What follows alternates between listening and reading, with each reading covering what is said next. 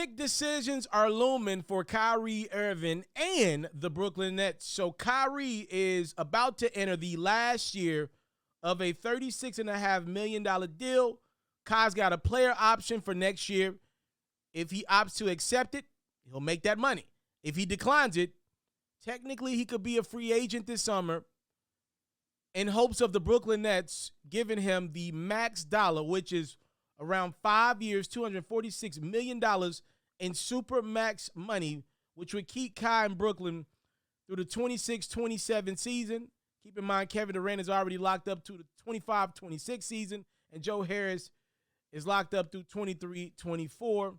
Again, it would be a huge commitment from the Brooklyn Nets to give Kai over $200 million when it doesn't seem like Irving has been as committed to his body and the franchise since he entered in Brooklyn. Irving said this: in terms of my extension, I don't really plan on going anywhere.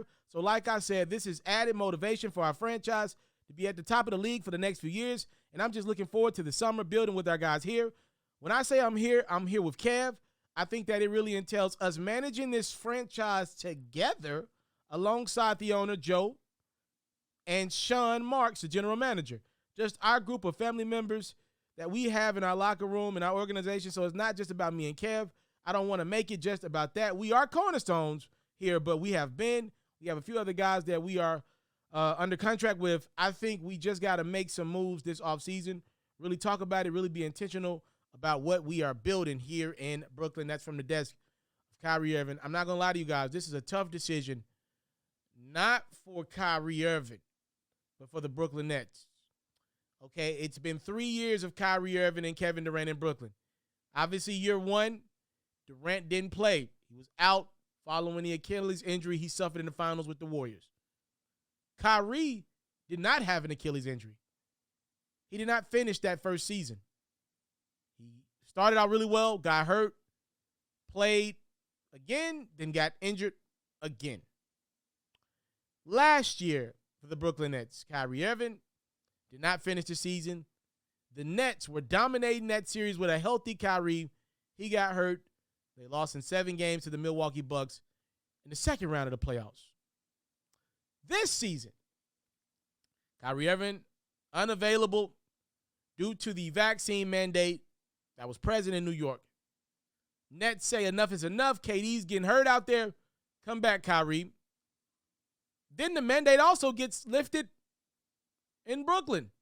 So now Kyrie is not only eligible for road games, but also home games as the playoff run begins. You would think there wouldn't be an injury problem like it was the first year and the second year because Kyrie, for the most part of the season, had been sitting out. Irving looks tired on the court. He's in the midst of Ramadan, which is religious-based. I'm not judging him. The point I'm trying to make is, dang, it just seems like there's always something with Kyrie Irving. As talented as he is, I oftentimes link him to Steve Urkel. Remember when Urkel was on Family Matters?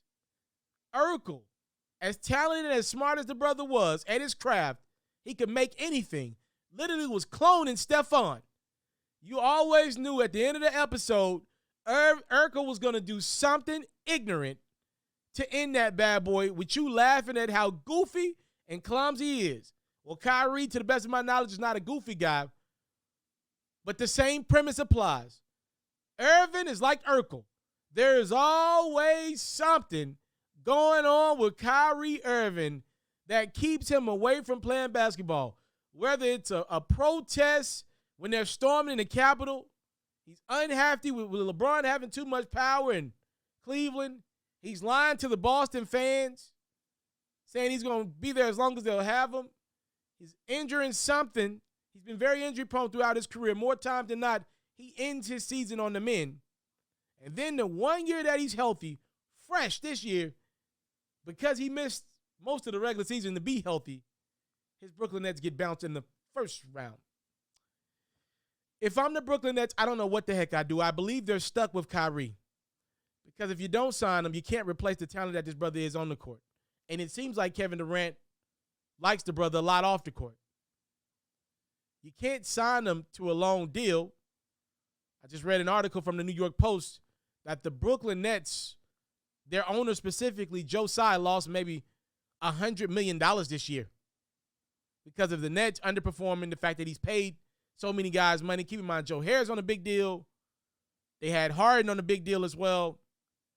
Ben Simmons ain't cheap, even though he doesn't play. The Barclays Center itself has lost money. And also that fan base in New York doesn't believe in the Brooklyn Nets as much, nowhere near as they do the New York Nets, even though the Nets are clearly better than the Knicks. I don't know what you do.